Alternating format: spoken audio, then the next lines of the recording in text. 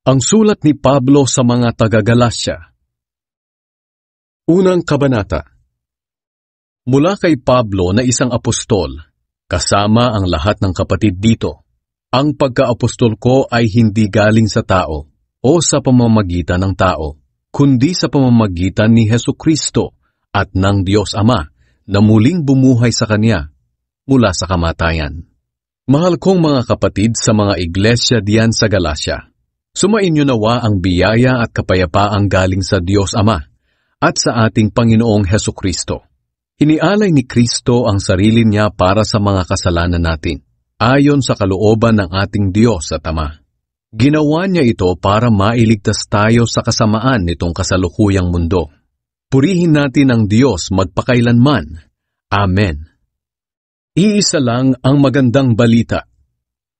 Nagtaka ako dahil ang dali ninyong tumalikod sa Diyos na tumawag sa inyo sa pamamagitan ng biyaya ni Kristo.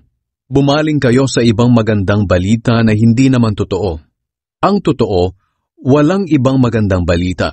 Nasabi ko ito dahil may mga taong nanggugulo sa inyo at gusto nilang baluktutin ang magandang balita tungkol kay Kristo. Sumpain nawa ng Diyos ang sinuman, kami o maging isang anghel galing sa langit, na mangangaral sa inyo ng magandang balita na iba kaysa sa ipinangaral namin sa inyo. Sinabi na namin sa inyo noon at muli kong sasabihin, kung may mangangaral sa inyo ng magandang balita na iba kaysa sa tinanggap ninyo, sumpain siya ng Diyos. Huwag ninyong isipin na ang nais ko ay malugod sa akin ng tao. Hindi, ang nais ko ay malugod sa akin ng Diyos. Kung ang ikalulugod ng tao ang hinahanap ko, hindi ako tunay na lingkod ni Kristo. Paano naging apostol si Pablo? Gusto kong malaman ninyo mga kapatid na ang magandang balitang ipinangaral ko sa inyo ay hindi gawa-gawa lang ng tao. At hindi ko rin ito tinanggap o natutunan mula sa mga tao, kundi ipinahayag mismo sa akin ni Hesukristo. Alam naman ninyo ang dati kong pamumuhay noong kasapi ako sa relihiyon ng mga Hudyo. Inusid ko ng lubos ang iglesia ng Diyos at sinikap ko itong lipulin. At tungkol naman sa pagsunod sa relihiyon ng mga Hudyo, nahigitan ko ang marami sa mga kaedad ko dahil tapat kong sinunod ang mga tradisyong nanggaling pa sa mga ninuno namin. Ngunit sa awa ng Diyos, bago pa man ako ipanganak, pinili na niya ako at tinawag upang ihayag sa akin ang kanyang anak para maipangaral siya sa mga hindi Hudyo. Nang mangyari ito, hindi ako sumangguni kanino man. Hindi rin ako pumunta sa Jerusalem para makipagkita sa mga naunang naging apostol kaysa sa akin. Sa halip pumunta ako sa Arabia at pagkatapos ay bumalik ako sa Damascus. Pagkatapos ng 3 taon, pumunta ako sa Jerusalem para makipagkita kay Pedro. 2 linggo akong namalagi sa kanya. Wala na akong nakita pang ibang apostol maliban kay Santiago na kapatid ng Panginoon. Totoo ang lahat ng sinasabi ko sa sulat na ito, at alam ng Diyos na hindi ako nagsisinungaling. Pagkatapos pumunta na ako sa Syria at Cilicia. Nang panahong iyon, hindi pa ako personal na nakikita ng mga iglesia sa Judea na nakay Kristo. Nabalitaan lang nila na ang dating umuusig sa kanila ay nangangaral na ngayon ng tungkol sa pananampalatayang sinikap niyang puksain noon. Kaya pinapurihan nila ang Diyos dahil sa ginawa niya sa akin. Ikalawang kabanata. Ang pagtanggap kay Pablo bilang apostol. Pagkatapos ng 14 na taon, pumunta ulit ako sa Jerusalem. Kasama ko sina Bernabe at Tito. Bumalik ako dahil nangusap sa akin ng Diyos na dapat akong pumunta roon. Nakipagkita ako ng sarilinan sa mga pinuno ng iglesia at ipinaliwanag ko sa kanila ang magandang balita na ipinangangaral ko sa mga hindi Hudyo. Ginawa ko ito para masiguro ko na hindi masasayang ang mga pinagpaguran ko noon hanggang ngayon. Nalaman kong sang-ayon sila sa ipinangangaral ko dahil hindi nila pinilit na magpatuli ang kasama kong si Tito kahit na hindi siya Hudyo. Lumabas ang usapin tungkol sa pagtutuli dahil sa ilang mga nagpapanggap na mga kapatid na nakisalamuha sa atin para sirain ang kalayaang natamo natin kay Kristo Jesus at gawin ulit tayong alipin ng kautusan ni Moises. Ngunit kahit minsan, Hindi kami sumang-ayon sa gusto nila upang maingatan namin para sa inyo ang mga katotohanang itinuturo ng magandang balita. Ang mga namumuno sa mga mananampalataya sa Jerusalem ay wala namang idinagdag sa mga itinuturo ko. Kung sa bagay, hindi mahalaga sa akin kung sino man sila. Dahil walang itinatangi ang Diyos, sa halip na dagdagan nila ang mga itinuturo ko, kinilala nilang pinagkatiwalaan ako ng Diyos sa pagpapahayag ng magandang balita sa mga hindi Hudyo, tulad ni Pedro na pinagkatiwalaan sa pagpapahayag ng magandang balita sa mga Hudyo. Sapagkat ang Diyos na kumikilos sa gawain ni Pedro bilang apostol sa mga Hudyo, ang siya ring kumikilos sa gawain ko bilang apostol sa mga hindi Hudyo. Kaya nang malaman ng mga kinikilalang pinuno ng iglesia na sina Santiago, Pedro at Juan na ipinagkaloob sa akin ng Diyos ang gawaing ito, tinanggap nila kami ni Bernabe bilang mga kamanggagawa sa pangangaral ng magandang balita. Napagkasunduan namin na kami ang mga ngaral sa mga hindi Hudyo at sila naman ang mga ngaral sa mga Hudyo. Ang tanging hiling nila ay huwag naming kalilimutang tulungan ang mga mahihirap. At iyan din naman talaga ang nais kong gawin. Pinagsabihan ni Pablo si Pedro. Noong dumating si Pedro sa Antioch, pinagsabihan ko siya ng harapan dahil mali ang ginawa niya. Sapagkat bago dumating ang ilang tao mula kay Santiago, kumakain si Pedro kasama ng mga hindi Hudyo. Pero nang dumating ang mga iyon, nagsimula na siyang umiwas at ayaw nang kumain kasama ng mga hindi Hudyo. Natakot siya sa maaaring sabihin ng mga Hudyong nagpupumilit na magpatuloy ang mga hindi Hudyo para maligtas. Pati tuloy ang ibang mga kapatid na Hudyo ay nakigaya sa pagkukunwari niya at maging si Bernabe ay napagaya na rin. Nang makita kong hindi na ayon sa katotohanan ng magandang balita ang ginagawa nila, pinagsabihan ko si Pedro sa harap ng lahat. Bakit mo pinipilit ang mga hindi Hudyo na mamuhay na parang mga Hudyo? Ikaw nga mismo na isang Hudyo ay namumuhay na parang hindi Hudyo. Ang kaligtasan ay para sa lahat. Kaming mga ipinanganak na Hudyo ay iba sa mga hindi Hudyo na itinuturing ng mga kapwa naming Hudyo na makasalanan.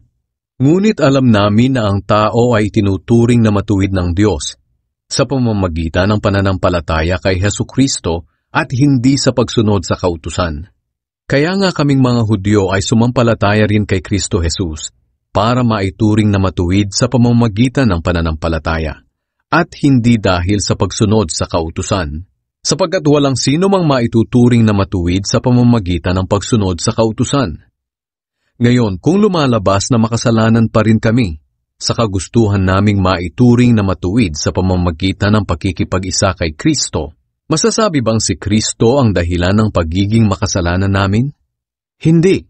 Ngunit kung babalikan ko naman ang pagsunod sa kautusang iniwan ko na, ako na rin ang nagpapatunay na makasalanan ako. Sa katunayan, sa pamamagitan mismo ng kautusan, nalaman ko na wala ng kapangyarihan ang kautusan sa akin. Kaya malaya na akong mamuhay para sa Diyos. Namatay akong kasama ni Kristo sa krus. Hindi na ako ang nabubuhay sa aking sarili, kundi si Kristo na. Ipinapamuhay ko ang buhay kong ito sa pamamagitan ng pananampalataya sa anak ng Diyos na nagmahal sa akin at nag-alay ng buhay niya para sa akin. Hindi ko binabaliwala ang biyaya ng Diyos, dahil kung maituturing na matuwid ang tao sa pamamagitan ng kautusan, walang saysay ang pagkamatay ni Kristo. Ikatlong kabanata. Ang pagsunod sa kautusan at ang pananampalataya kay Kristo. Ano ba naman kayong mga taga-Galasya? Hindi ba kayo makaintindi? Bakit kayo naniniwala sa mga nanlilinlang sa inyo? Hindi ba't malinaw na ipinangaral ko sa inyo ang kahulugan ng pagkamatay ni Kristo sa krus? Ito ngayon ang gusto kong itanong sa inyo. Tinanggap niyo ba ang banal na espiritu dahil sa pagsunod sa kautusan? O dahil sumampalataya kayo sa magandang balita na napakinggan nyo? Talagang hindi nga kayo makaintindi. Nagsimula kayo bilang mananampalataya sa pamamagitan ng kapangyarihan ng Espiritu. Bakit ngayon pinipilit ninyong magpakabanal sa pamamagitan ng sarili ninyong pagsisikap? Wala na bang halaga sa inyo ang naranasan ninyo? Mawawalan na lang ba ito ng kabuluhan? Hindi ba't ibinigay sa inyo ng Diyos ang kanyang espiritu at sa pamamagitan niya ay gumagawa kayo ng mga himala? Tinanggap niyo ba ito dahil sa pagsunod sa kautusan o dahil sumampalataya kayo sa magandang balita na napakinggan ninyo? Tingnan niyo ang nangyari kay Abraham. Ayon sa kasulatan, sumampalataya siya sa Diyos, kaya itinuring siyang matuwid. Malinaw na ang mga sumasampalataya sa Diyos ang siyang mga tunay na anak ni Abraham. Noon pa man, sinasabi na sa kasulatan na ituturing na matuwid ng Diyos ang mga hindi Hudyo sa pamamagitan ng pananampalataya nila. At ang magandang balitang ito'y ipinahayag ng Diyos kay Abraham nang sabihin niya, "Pagpapalain ko ang lahat ng bansa sa pamamagitan mo." Sumampalataya si Abraham sa Diyos at pinagpala siya. Kaya lahat ng sumasampalataya sa Diyos ay pinagpapala rin tulad ni Abraham. Ngunit ang lahat ng umaasang maituturing na matuwid sa pamamagitan ng pagsunod sa kautusan ay isinumpa na ng Diyos, sapagkat sinasabi sa kasulatan, "Isinusumpa ang sinumang hindi sumusunod sa lahat ng nasusulat sa aklat ng kautusan." Malinaw na walang taong ituturing na matuwid sa harap ng Diyos sa pamamagitan ng pagsunod sa kautusan. Dahil sinasabi sa kasulatan, ang taong itinuring na matuwid ng Diyos dahil sa pananampalataya niya ay mabubuhay. Ang kautusan ay hindi nakabatay sa pananampalataya. Sapagkat sinasabi sa kasulatan, ang nagnanais mabuhay sa pamamagitan ng kautusan ay kailangang sumunod sa lahat ng iniuutos nito. Ngunit hindi natin masunod ang lahat ng iniuutos ng kautusan, kaya sinumpa tayo ng Diyos. Pero ngayon, tinubos na tayo ni Kristo sa sumpang ito. Sinumpa siya alang-alang sa atin, dahil sinasabi sa kasulatan, isinumpa ang sinumang binitay sa puno. Ginawa ito ng Diyos para ang pagpapalang ibinigay niya kay Abraham ay matanggap din ng mga hindi Hudyo sa pamamagitan ni Kristo Jesus, at para matanggap natin ang ipinangakong Espiritu sa pamamagitan ng pananampalataya. Ang kautusan at ang pangako ng Diyos. Mga kapatid, bibigyan ko kayo ng halimbawa. Hindi maaaring basta na lang ipawalang bisa o dagdagan ang anumang kasunduang nalagdaan na. Ganoon din naman sa mga pangako ng Diyos. Ngayon, nangako ang Diyos kay Abraham at sa kanyang salinlahi. Hindi niya sinabi, sa mga apo mo na nangangahulugang marami, kundi sa apo mo, na ang ibig sabihin ay iisa. At ito'y walang iba kundi si Kristo. Ito ang ibig kong sabihin. May kasundo ang ginawa ang Diyos kay Abraham, at ipinangako niyang tutuparin ito. Ang pangakong ito ay ibinigay niya 430 taon bago dumating ang kautusan. Kaya ang pangakong iyon ay hindi mapapawalang bisa o mapapawalang saysay ng kautusan. Sapagkat kung matatanggap natin ang pagpapala sa pamamagitan ng pagsunod sa kautusan, walang kabuluhan ang pangako ng Diyos kay Abraham. Ngunit ang totoo, ibinigay ng Diyos ang pagpapala bilang pagtupad sa pangako niya. Kung ganoon, ano ba ang silbi ng kautusan? Ibinigay ito para malaman ng tao na nagkakasala sila. Ngunit ito'y hanggang sa dumating lamang ang ipinangakong apo ni Abraham. Ibinigay ng Diyos ang kautusan sa pamamagitan ng mga anghel, at sila ang nagbigay nito sa mga tao sa tulong ng isang tagapamagitan. Ngunit ang pangako ay hindi tulad nito. Dahil lang ibigay ito ng Diyos kay Abraham, hindi siya gumamit ng tagapamagitan o mga anghel, kundi siya mismo. Kung ganoon, taliwas ba ang kautusan sa mga pangako ng Diyos? Hindi, sapagkat kung ang kautusan ay makapagbibigay buhay, ito na sana ang naging paraan ng Diyos para ituring tayong matuwid. Ngunit sinasabi ng kautusan na ang buong mundo ay alipin ng kasalanan. Kaya ang mga sumasampalataya lamang kay Hesukristo ang makakatanggap ng mga ipinangako ng Diyos. Noong hindi pa dumarating itong tinatawag na pananampalataya kay Kristo, para tayong mga bilanggo, binilanggo tayo ng kautusan hanggang sa araw na inihayag ang kaligtasan natin sa pamamagitan ng pananampalataya. Ang kautusan ay naging tagapag-alaga natin hanggang sa dumating si Kristo, para sa pamamagitan ng pananampalataya sa Kanya ay maituring tayong matuwid. At ngayong may pananampalataya na, wala na tayong sa patnubay ng kautusan na tagapag-alaga. Mga anak ng Diyos sa pananampalataya. Kayong lahat ay mga anak ng Diyos dahil sa pananampalataya ninyo kay Kristo Jesus. Sapagkat binautismuhan kayo sa pakikipag-isa ninyo kay Kristo at namumuhay kayong katulad niya. Ngayon, wala nang pagkakaiba ang Hudyo sa hindi Hudyo, ang alipin sa malaya, ang lalaki sa babae. Kayong lahat ay iisa na dahil kayo'y na kay Kristo na. At dahil kayo'y kay Kristo na, kabilang na kayo sa lahi ni Abraham at mga tagapagmana ng mga ipinangako ng Diyos sa Kanya. Ika-4 na kabanata. Ito ang ibig kong sabihin. Habang bata pa ang tagapagmana, wala siyang ipinagkaiba sa mga alipin, kahit kanya ang lahat ng ari-arian.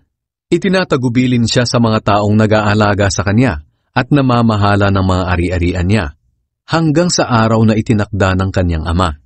Ganoon din naman ang kalagayan natin bago dumating si Kristo. Inalipin tayo ng mga panuntunan ng mundong ito. Ngunit nang dumating na ang takdang panahon, isinugo ng Diyos ang kanyang anak sa mundo. Ipinanganak siya ng isang babae at namuhay sa ilalim ng kautusan para palayain ang mga nasa ilalim ng kautusan nang sa ganoon ay maging anak tayo ng Diyos. At dahil mga anak na tayo ngayon ng Diyos, isinugo ng Diyos ang espiritu ng kanyang anak sa ating puso, kaya makakatawag na tayo sa kanya ng Ama. Ngayon, hindi na tayo mga alipin, kundi mga anak. At kung mga anak tayo ng Diyos, tagapagmana rin tayo ng mga pangako niya. Ang pagmamalasakit ni Pablo sa mga taga-Galasya. Noong hindi niyo pa kilala ang Diyos, naging alipin kayo ng mga Diyos-Diyosan. Ngunit ngayong kilala niyo na ang Diyos, o mas mabuting sabihin na kinilala kayo ng Diyos bilang mga anak, bakit bumabalik pa kayo sa walang bisa at mga walang kwentang panuntunan? Bakit gusto ninyong magpaaliping muli sa mga ito? May pinapahalagahan pa kayong mga araw, buwan, panahon at mga taon. Nag-aalala ako na baka nasayang lang ang lahat ng pagsisikap ko sa inyo. Nakikiusap ako sa inyo mga kapatid, na tularan ninyo ako. Dahil kahit isa akong Hudyo, tinalikuran ko ang pagsunod sa kautusan ng mga Hudyo, at naging katulad ninyong hindi Hudyo. Wala kayong kasalanan sa akin. Alam naman ninyo na ang pagkakasakit ko ang naging dahilan, kaya ko naipangaral sa inyo ang magandang balita sa unang pagkakataon. Kahit naging pagsubok sa inyo ang sakit ko, hindi nyo ako hinamak o itinakwil. Sa halip tinanggap nyo pa nga ako na parang isang anghel ng Diyos, o parang ako na mismo, si Hesukristo. Napakasaya natin noon. Ano ang nangyari? Ako mismo ang makakapagpatunay na kung maaari lang noon ay dinukit na ninyo ang inyong mga mata para ibigay sa akin.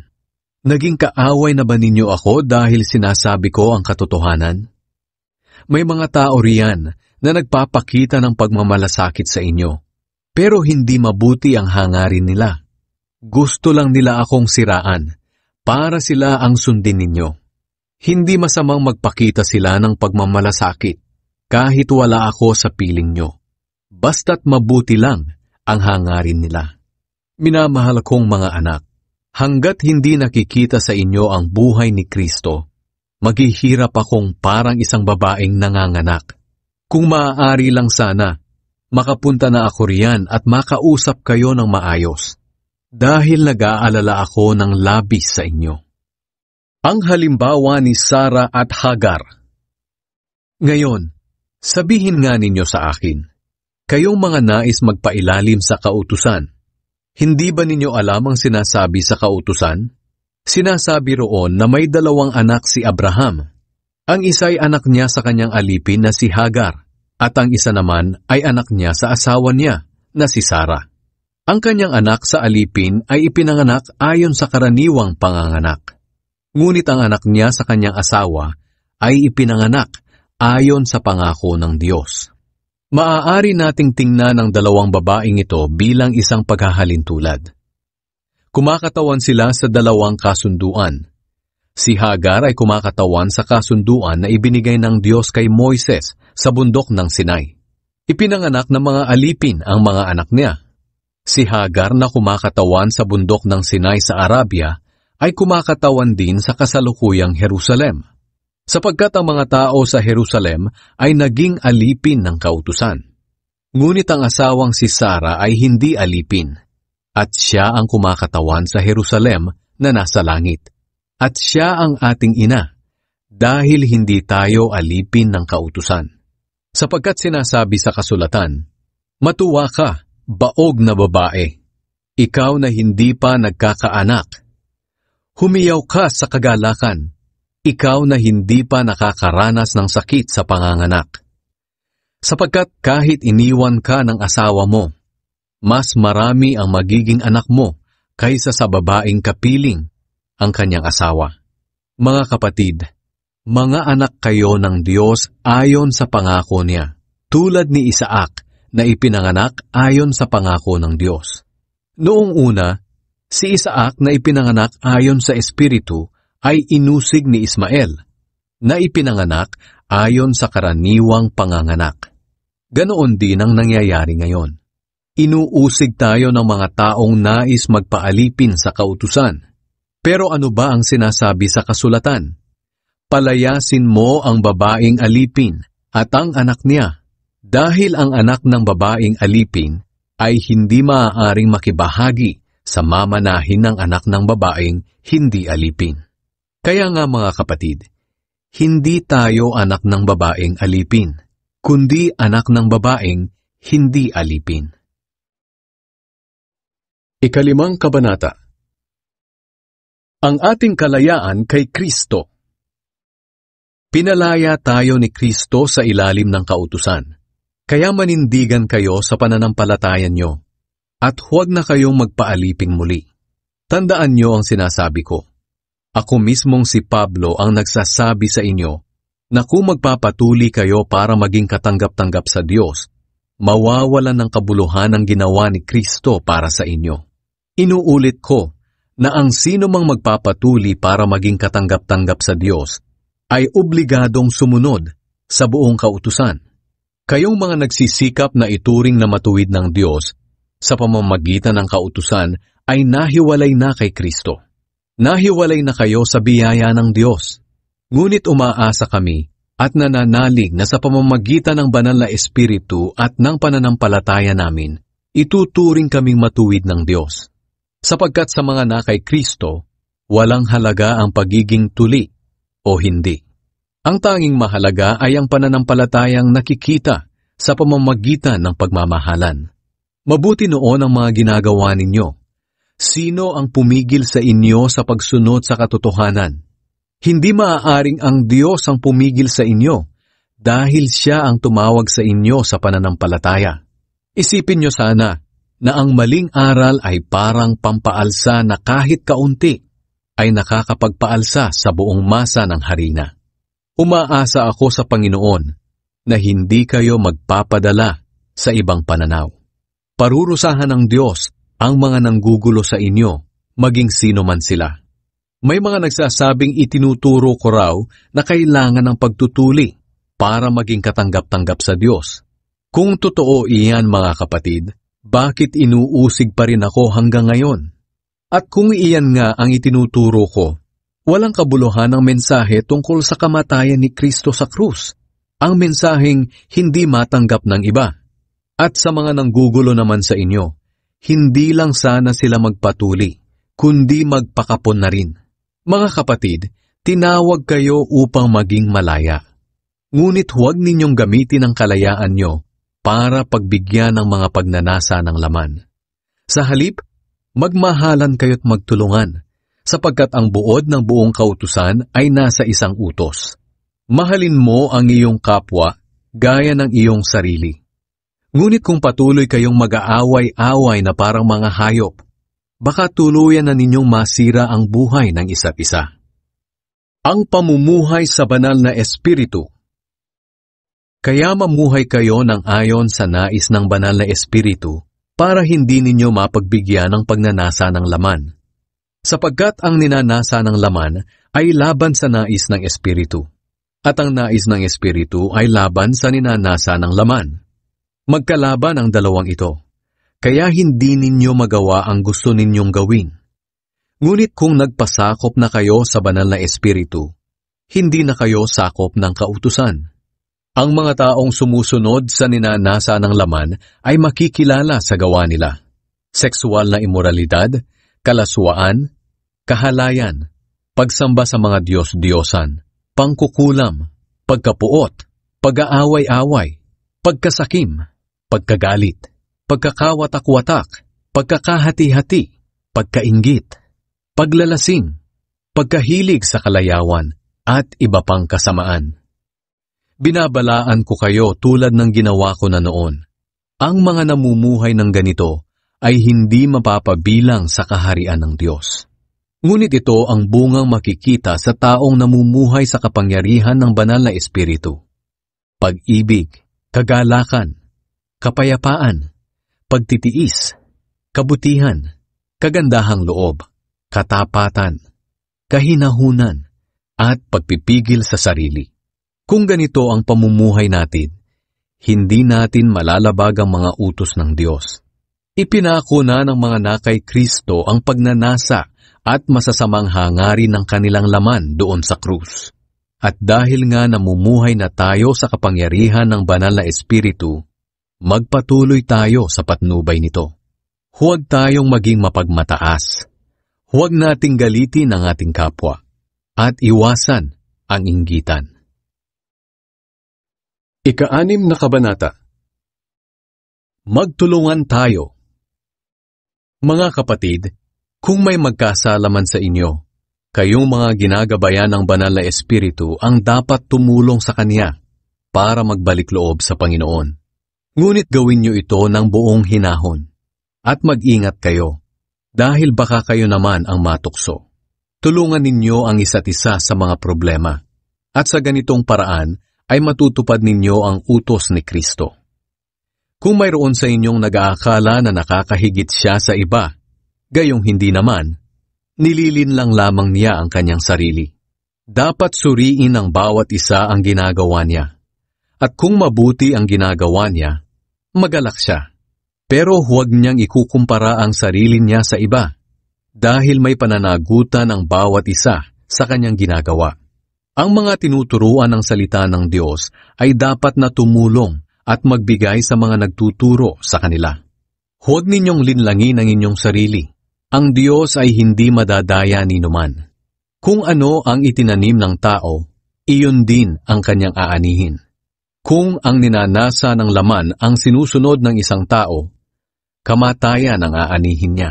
Pero kung ang banal na espiritu ang sinusunod ng isang tao, matatanggap niya mula sa espiritu ang buhay na walang hanggan. Kaya huwag tayong magsasawa sa paggawa ng mabuti. Dahil sa tamang panahon, matatanggap natin ang ating gantimpala kung hindi tayo susuko. Kaya nga sa tuwing may pagkakataon, gumawa tayo ng kabutihan sa lahat ng tao, lalo na sa mga kapatid natin sa pananampalataya. Mga huling bilin. Mapapansin ninyo na malalaki na ang mga letrang nakasulat dito. Ako na ang sumulat nito.